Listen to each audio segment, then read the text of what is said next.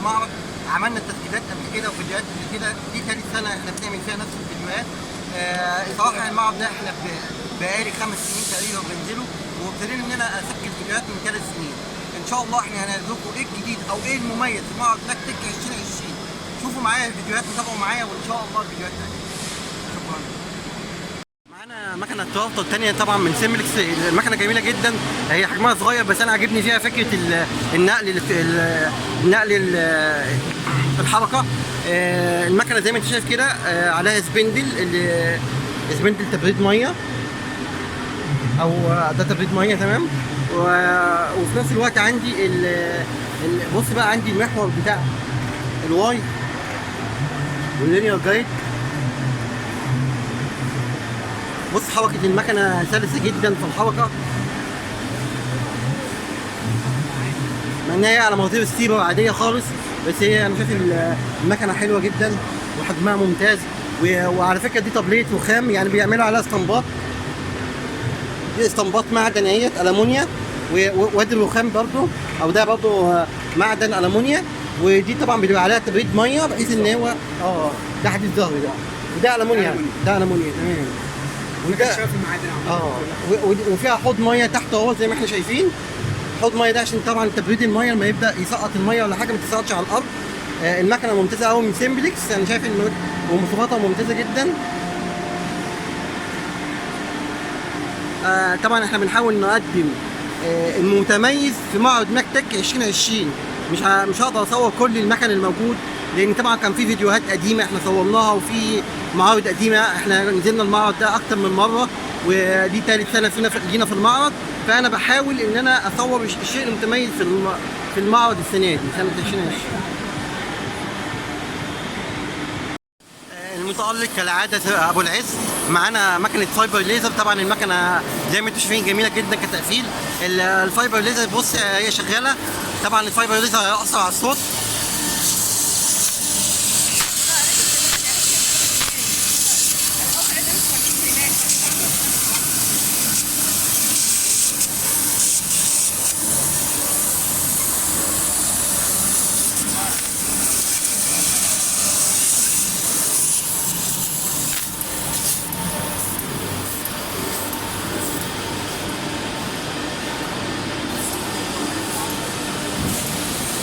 مساحة المكنة طبعا ممتازة جدا.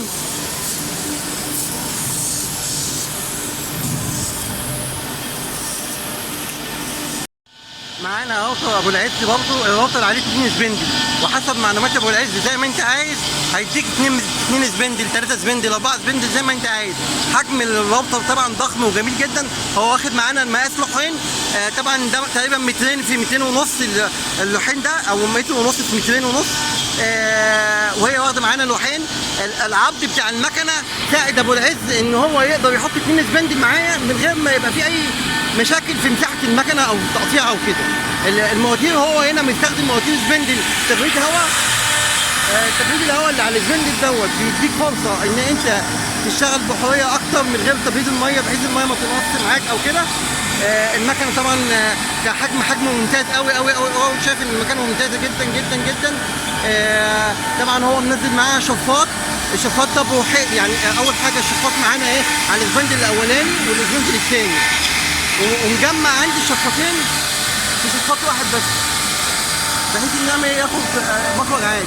والكنترول بتاعها كنترول هاند طبعا الاي 13 زي ما احنا شايفين كده.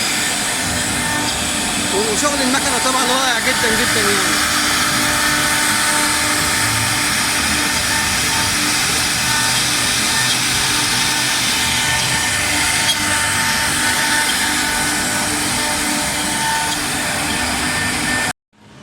احنا كده في شركه سولوتير. طبعا السنه دي يا جماعه شركه سولوتير يعني مميزه ان هي عامله تقفيل حلو جدا للمكن.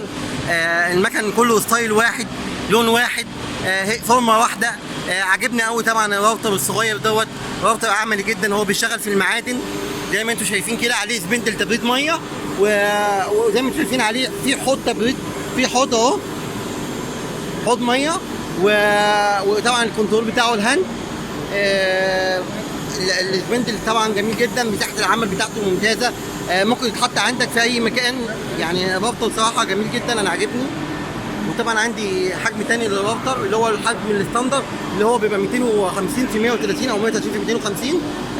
شركه ساتا او سولوتير ساتا مقدمه السنه دي شغل، طبعا انا شايف ان هو شغل مميز. وطبعا زي ما انتم شايفين التقفيل بتاع المكن ممتاز جدا.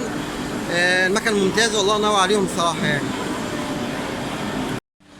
احنا في شركه 3 كات طبعا يا جماعه، معانا احنا راوتر. الراوتر ده زي ما انتم شايفين المقاس الستاندرد بتاعنا اللي هو 130 في 250 او 250 في 130. الراوتر عليه روتري. الراوتر ده بيستوعب بالكامل. انا بيعجبني في الراوتر هنا اولا ان هو مقفل السبندل وبشكل ظريف. عليه برضه شفاط. تعالوا شوفوا عليه الروتري، زي ما احنا شايفين شغل الروتري بتاعه.